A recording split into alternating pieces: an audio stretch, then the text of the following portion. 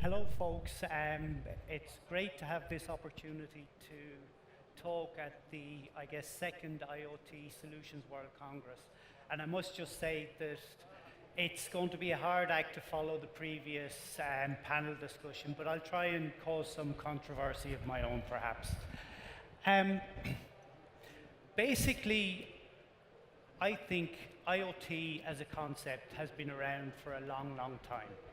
I remember as an industrial engineer, it must be 25 years ago, walking around with a chart, recording data from machines, walking back across to another machine, recording some data points, pressure, temperature, just looking at the machine, seeing how it was functioning, going back to my desk, getting out a calculator and doing some analysis. This was a daily task. I think that describes exactly what we're trying to achieve with IoT. I guess the difference now is that data isn't moving at bits in kilometers per hour, it's moving at megabits per second. So the speed is there, the intelligence is in the machines. It no longer requires an engineer to go back to their desk and crunch the data. We actually have smart machinery, smart equipment, smart devices now that can actually interpret data and act on that data. So why are we all doing this? Everyone has heard of digitalization. This is what companies are striving to achieve now, or at least those that want to succeed, those that want to get their competitive edge. Everyone has to go digital. You know, why are they moving to a digital operation, digital enterprise? It defines how companies operate. For example, in booking my trip here, I used SAP's Concur system. It was basically end-to-end. When I go back and submit my expenses, there will be very little human interaction in the system, other than actually scanning the receipts or photographing them and inputting them into the system. So there's digital operations. This is what companies are doing. They're striving to get efficiencies by leveraging digital technologies. It defines how companies produce products. Companies now are leveraging digital to produce products. This gives them the competitive edges in the sense that they're more efficient. You no longer have the young industrial engineer 25 years ago walking around with clipboards, things like that, analyzing the data. This is all digital. It defines how companies generate revenues. For example, you can add new values to your customers. You can support them in different manners. It provides insight into the products that you've sold. So connected devices now can be introspected by the company that manufactured them, and they can provide better digital after-sales services. And finally, it really does support companies in seizing the competitive edge. So companies are moving digital. I think that's a given, that's a fact. Now, how do we support this? And really, I like to think of the digital enterprise as a brain.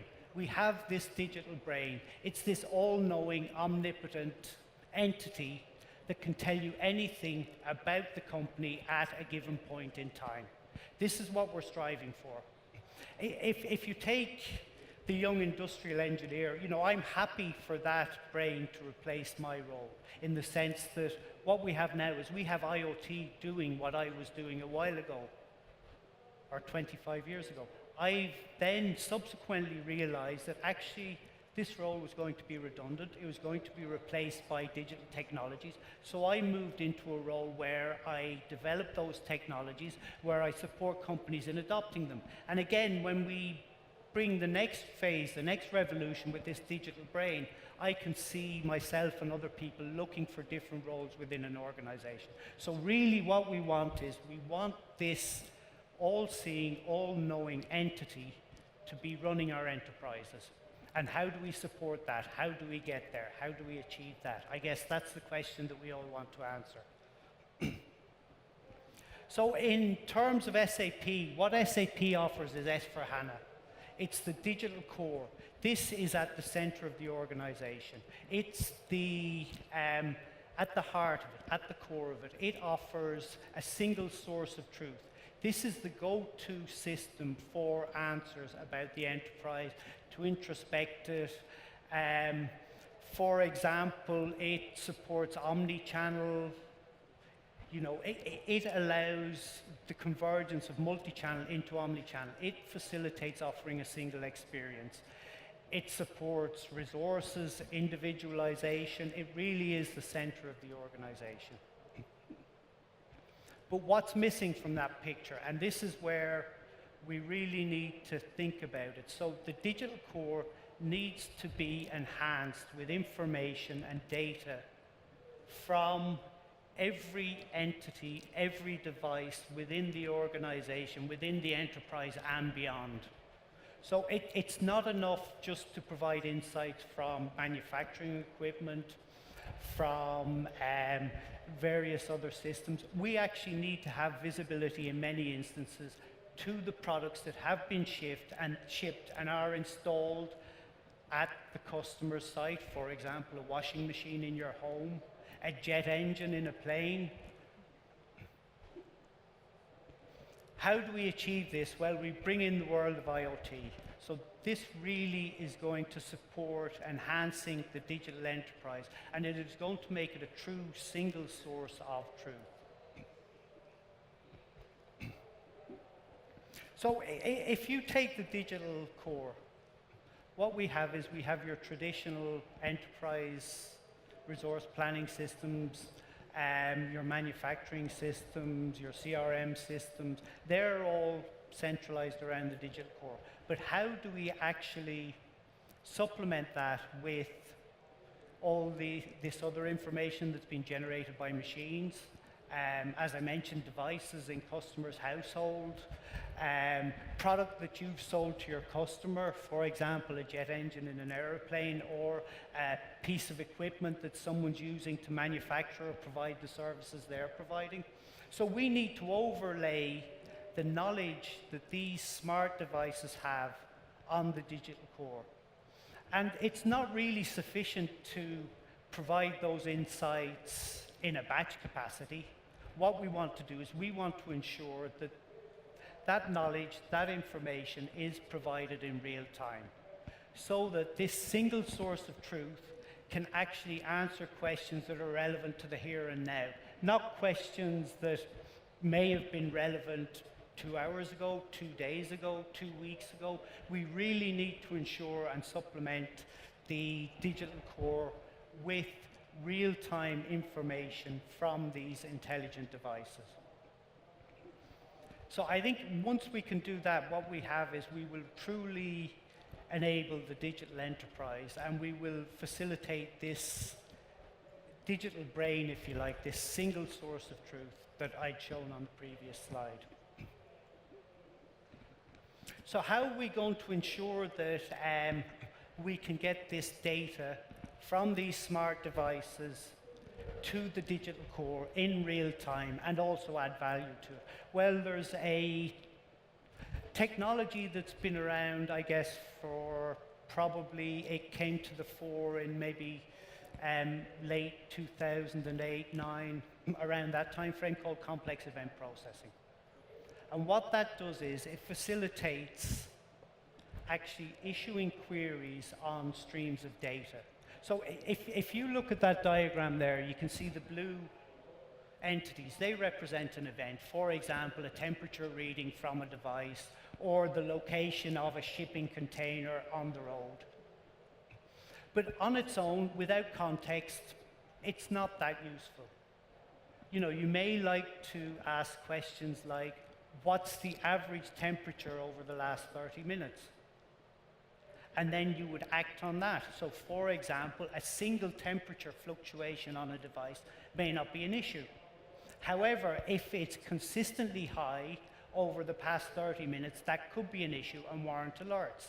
Now, traditionally, how would we have done that or answered that type of question? It probably would have been held in memory or written to some data store, and then someone would pull a query or some process would pull a query and actually analyze that data. So while that works, it's not a very elegant solution, it's not a very natural solution, it doesn't feel right in the gut. Whereas if you look at complex event processing, what you can do is you can actually have timed windows where when a particular event enters that, it will initiate a query on the data that's already in that window and, for example, calculate the moving average of temperature for the last 30 minutes. It will also facilitate correlating events. So often events on their own aren't, they don't give you sufficient insights. For example, you may be interested in temperature and pressure. How do you handle that? What you do is you leverage complex event processing technology to correlate those events. You may correlate the moving average of temperature and pressure over a certain period of time, or you may look for certain deviations or whatever. But again, this complex event processing supports that. And this is one of the key parts of SAP's IoT stack as well. We support a technology called smart data streaming, which actually is a complex event processing engine. Another fantastic benefit of this sort of paradigm is that you can have contextual data within a data store, and you can supplement the events that are coming in with that contextual data. So for example, you may get a temperature reading from sensor 1 and a temperature reading from sensor 2. If sensor 1 is connected to your coffee machine, you probably don't care about the temperature reading too much. But if sensor 2 is connected to a piece of manufacturing plant that's highly sensitive to temperature fluctuations, you want to know that. So what do? Do you send the name of the device with the event every time you do it? That consumes bandwidth. A more sensible approach is to keep the context within a reference system and actually pull that data out when each event goes through, and then you've got the context and you can act appropriately. And again, these technologies can process tens of thousands of events per second, so they really are truly real-time and scale very, very well. So if you look at what SAP is offering, what we have, as I mentioned, is smart data streaming at the core. Okay, so we support that functionality at the core. So to get the real-time insights from the devices, the smart devices, you would leverage smart data streaming at the core. And you might notice here there's a particular component missing. So I've intentionally left out the edge here. And I'm probably going to cause a bit of controversy with my next statement, but I think we need to view the edge as a necessary evil. Okay? I know previous speakers have mentioned, yes, the edge is key, yes, fog is key, and I totally agree. We categorically need it. So don't get me wrong, I'm not saying we don't need it. We categorically need it. But I think it's incumbent on everyone to understand why we need it, why we're using it. And my thought is that the reason we have edge components is because technology does not facilitate, it doesn't offer the bandwidth or the speed to ensure that we have data at the core to analyze in real time. So it's a workaround, if you like. It's filling a technology gap. And I guess a fantastic analogy there is in-memory computing. 15 years ago, in-memory databases probably were not that common. Why? Because of cost, because of the technology just couldn't support it. Now, in-memory databases, take SAP HANA, it's at the forefront. We have in-memory now is here, categorically, because technology has caught up, because the price point is right, because we can leverage it. So I think in terms of the edge, hopefully we will see a time when actually we're doing less and less processing at the edge. But we do need to do it now because of technical constraints, because of bandwidth, because of connectivity, because of reliability. But one of the paradigms that I tend to adopt when working with startups and partners is implementing a solution is to go to the cloud first, to go to the core first. So actually design your solution around the core, architect it around the core, try and do as much as you can around the core, and then you apply the constraints like connectivity. Is it a reliable connection? Data, size it. You size the problem.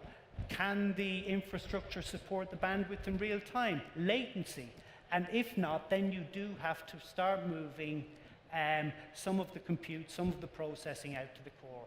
And again, SAP supports out to the edge, sorry. SAP supports edge processing via Smart Data Streaming Lite, SQL Anywhere, and technologies to synchronize those edge devices with the core.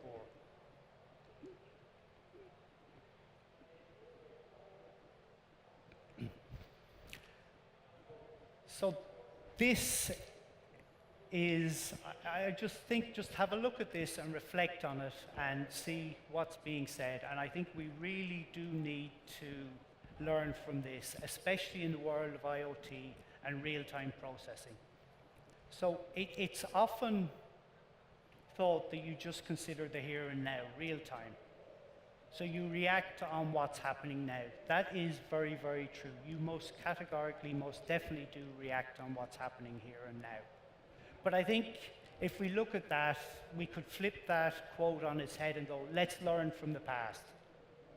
Okay? So we need to consider what's happening here and now. In reacting to that, we also need to learn from what's happened in the past. And how do we do that? That's the question. We really need to integrate these into the solutions. And again, when we're working with any of the startups or partners at SAP, what we do is we support them in actually learning from the past and integrating that into their current solutions. So let's look at it another way. Another twist on that is we need to embrace the elephant in the boardroom. So no longer is the elephant in the room a negative connotation. This new elephant is Hadoop. We need to actually embrace this and leverage the powers of the infrastructure to persist historical data and analyze it and learn from it. So, for example, what we can do is we can actually train statistical algorithms with data that's been generated over X months, X years. We can do this on the fly. We can do it dynamically, perhaps as a batch job every evening, and we can feed these new models into our real-time aspects of IoT and actually leverage them when making decisions. So if you look at this digital model again, digital core with IoT in, what we need to do is we need to add other components to this infrastructure. And we'll introduce the concept of dynamic tiering, where we can put warm data. So we have our key core data that we need instantaneous access to, that will reside in memory. But if we have data that we need to access less frequently, we can put that in a warm data store, where we can access that. There will be certain latencies involved. However, the fact that we don't need to access that data as frequently as the hot data means that we can, we can live with certain latencies. And then what we have is we've got infinite storage that can expand easily to accommodate all of or to support all of the historical data. We've Hadoop systems. We could use that for data that we're going to generate our statistical algorithms for, data that we run batch jobs on to get insights that we will use to supplement the real-time complex event processing of the data coming from the sensors.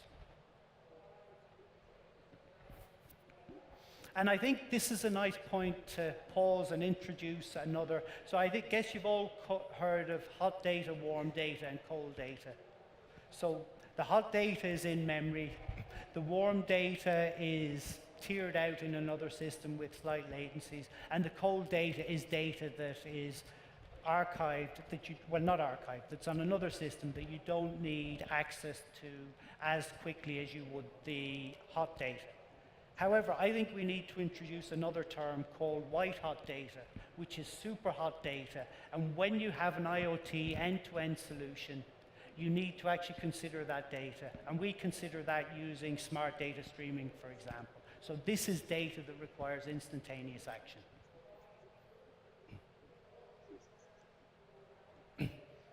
So really, I think this graphic here summarizes where we are. IoT, we can answer the now from it. This is the streaming data. This is what we want to do, how we want to react. But we can't actually consider that in isolation. We need to use the previous data generated by that device and other similar devices, the conditions that it was in. We need to use that to learn from it, to apply appropriate statistical techniques, machine learning techniques, and we also need to look to predict the future. So for example, SAP is really committed to predictive maintenance. A few years ago, it was preventative maintenance. That was a big deal.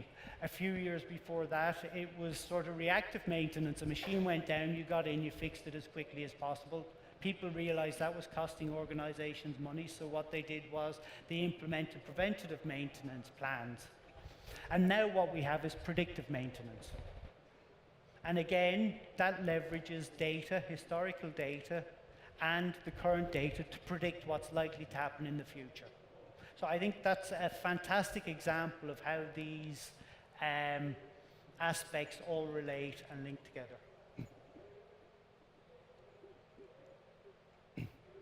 So now to the interesting bit. Why am my team doing this?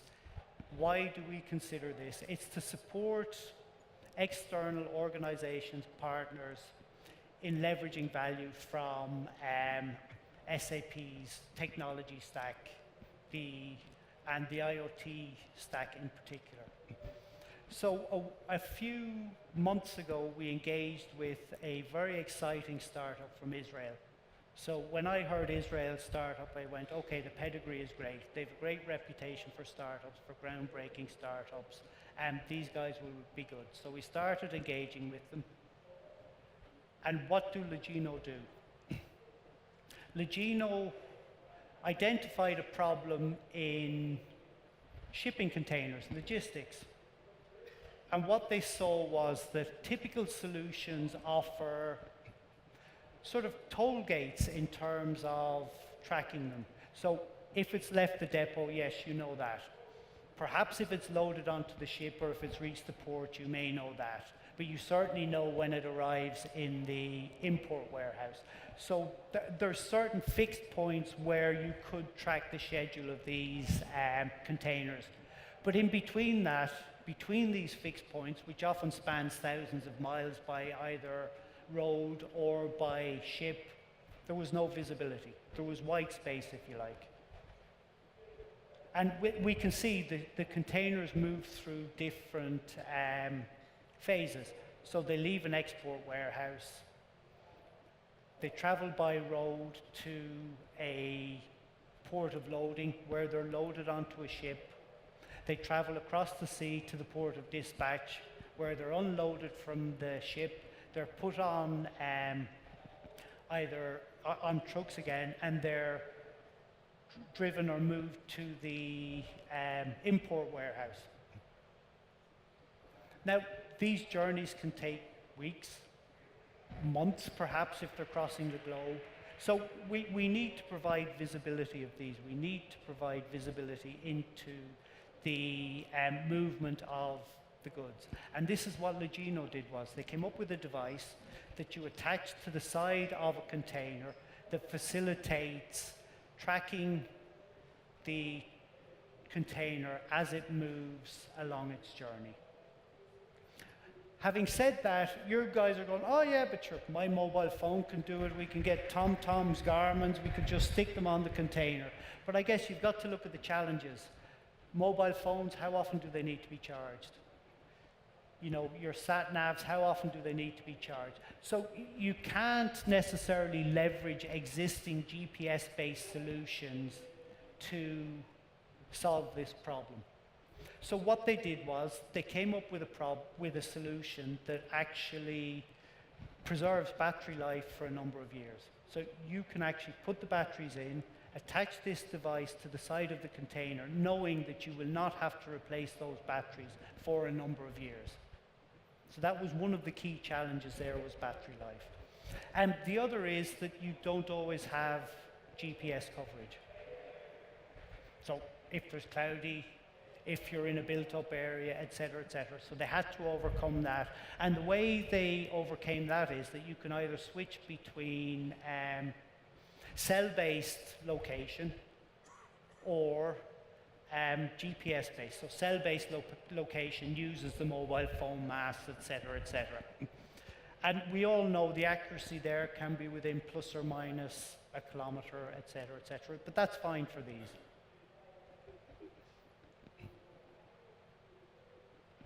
So how does the solution work? First thing is that a booking confirmation is received from the logistics company who's going to ship the goods. We take that booking confirmation and we generate a schedule from it. So there's certain key data points on the booking confirmation. For example, the port of loading, where the container needs to arrive to be put on the ship. And the port of dispatch, where the ship will arrive, when, and the import and export warehouses at each end. So we take that, and what we do is we generate a schedule that we can track the progress of the shipment against. And there's a few nuances in that schedule that I'll tell you about later on. What we do using smart data streaming is we actually facilitate real-time insights into where the container is. Now, one of the challenges here is that we can't actually send location events every minute, every 30 seconds, every 2 minutes, because this would drain the battery. So what we've done with the solution is we've sort of moved it out a bit and said, listen, every hour, every 2 hours is enough to send the location of the containers. But to account for certain inaccuracies in the system, we came up with this concept of a geofence. So what we do is create various geofences along the way. So you may see there's some circles on the first schedule there. And we will compare the location of the container against one of those geofences, which may be 20 kilometers in diameter. And if it's inside there at the scheduled time, we go fine. The shipment is on schedule. Now this is where it gets interesting in terms of, I mentioned previously, smart data streaming or complex event processing, and how actually treating events in isolation may not be the appropriate thing to do. So for example, if a container is an hour behind schedule, that may not be an issue, so we don't necessarily want to generate an alarm. And it may make up the schedule. There could be traffic in a certain place, it may make it up. So if the container is, again, after the 1 hour behind schedule with the next location event is 2 hours behind schedule, we go, okay, we start to get worried now, but we don't need to generate an alarm. But if the third one is, say, for example, 5 hours behind schedule, what we can do is we can look at the trends using smart data streaming and say, listen, the on schedule, it's deviating from the schedule in a negative manner. Let's generate an alert. Let's say, listen, we need to inform whoever's shipping these goods that there is a problem. The other aspect is if we get an initial, it's 15 hours behind schedule or a significant number behind schedule, we will generate an alarm straight away. So what our smart data streaming component or complex event component facilitates is actually acting on these location events in real time and taking the appropriate action. Another aspect is that we support historical analysis, and this is where I think the solution gets extremely interesting and opens up other potential markets. So what we're doing is we're tracking the progress of containers on their journey. Where do they go? They all converge on a port. So we'll be able to glean insights from about particular ports to see congestion, to see how long it takes to get through there, to see if, for example, there's an intrusion detection mechanism built into the device that you attach to the container as well. We can see if there's a lot of thefts, quite frankly, at a particular port, and the system then can offer recommendations based on that historical data. So, for example, if you want to route through Dublin Port in Ireland, and there happens to be a lot of thefts when you're generating the schedule, the system could introspect that data and go, okay, there's a lot of thefts there. We can ask the person shipping this, are they sure they want to go down that route? The other aspect that we're going to provide is a digital seal as well, the concept of a digital seal. So we will guarantee the integrity of the container digitally. We can say whether it's been opened or not. This here is, I guess, one of the models that we adopt when engaging with the partners. I've over 4 years experience working with startups on behalf of SAP. And in that time, I've learned an awful lot from these startups that we now take and we apply not only to startups, but also to other partners and organizations that we engage with. And the fact is, we've got to acknowledge that failure happens, especially when you're moving into new technology areas, especially when you're trying solutions that haven't been implemented before.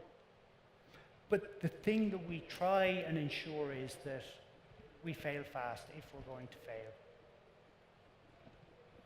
We also look at producing a minimum viable product. So that's what I sit down and work with Legino was, designing a minimum viable product.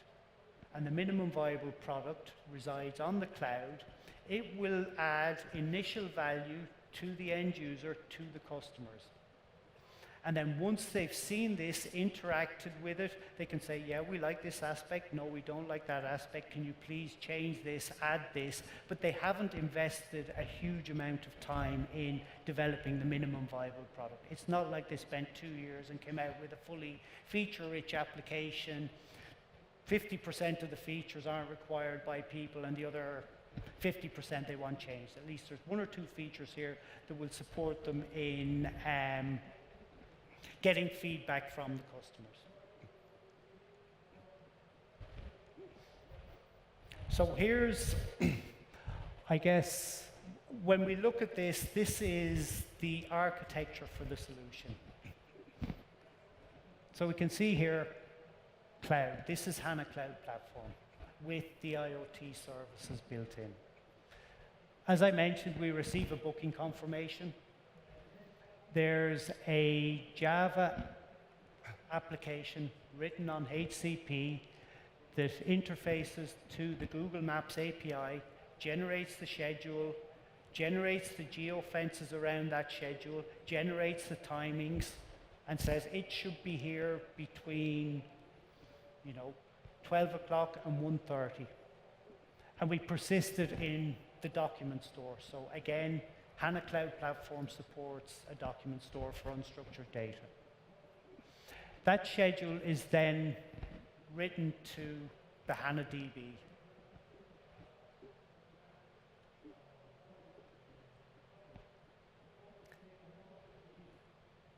And the next aspect is we've interfaced the containers, the devices on the containers, to SAP's IoT services, which then feed it into smart data streaming. So that's like the forward-looking interface. There was one challenge here that we had to overcome with Legino in the sense that their device was SMS-based.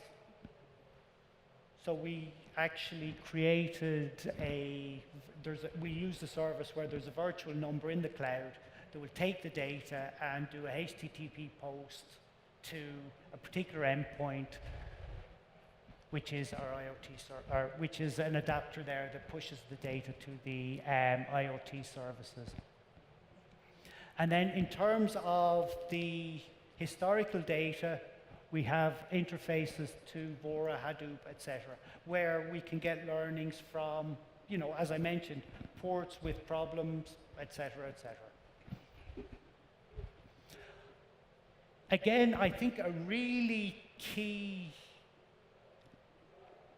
aspect to point out here is this. So this is one of the reasons that companies, startups are engaging with SAP in the IoT context, because what it facilitates is, if HANA Cloud Platform and the IoT services facilitate an extension point to existing SAP landscapes, on-prem systems, etc., etc. So we have here, there's a connector into the enterprise. So if you think about it, what happens when the Legino system identifies that a particular shipment or container is off schedule? Okay, you may say, okay, we can ignore it, it's not critical. You may realize it's critical and actually we need to organize another shipment to get there as soon as possible. How do you do that? You may have to manufacture more goods. You may have to feed into systems that trigger the manufacture of more goods. You may just have to order more goods. You may have to initiate another another transfer of goods. You may have to engage with your logistics partners. But the bottom line is there is some workflow that needs to be initiated. And as part of digitizing the enterprise, we have hooks here that can actually do this in a manner where there's no human interaction or very little human interaction, very little end user interaction. So I guess a few final thoughts before I'll take any questions if you have any. So I think this quote is very, very telling. And it's interesting to me on a couple of levels, okay? The first level is that it's all about partnerships. Software is eating the world, hardware gives it teeth. So we need the hardware and the software to do this. And I mean, we've got the communications infrastructure in between, but it really is all about partnerships. But also in the case of anyone here who's in the hardware end of the IoT space, I would encourage you to consider actually providing a service, not just the hardware itself. So actually be able to eat the world. And I'll explain why, in the sense that your businesses, your potential customers, often what they care about is the service. Is the container on schedule or not? That's what they care about. They want to be able to see, track its progress, and answer the question, is it on schedule or not? Do they care that it's using this particular piece of hardware? I suspect not. Once it meets certain attributes, it's reliable. And I think the software, the service won't change over time. What may change is the hardware. So I think you need to consider actually offering services to your end users. And again, SAP is very, very happy to support you in doing that. Finally, as I said, it's all about partnerships, partnerships, partnerships. I think we have to echo the fact that everyone has said this. There's an ecosystem here. It really is an ecosystem play, and none of us will actually be successful without leveraging potential partnerships. So Thank you very much, folks. And if there's any questions, I'm happy to take them now, or we can just catch me afterwards, or drop down to the SAP booth and I'll be there. All right, thanks, folks.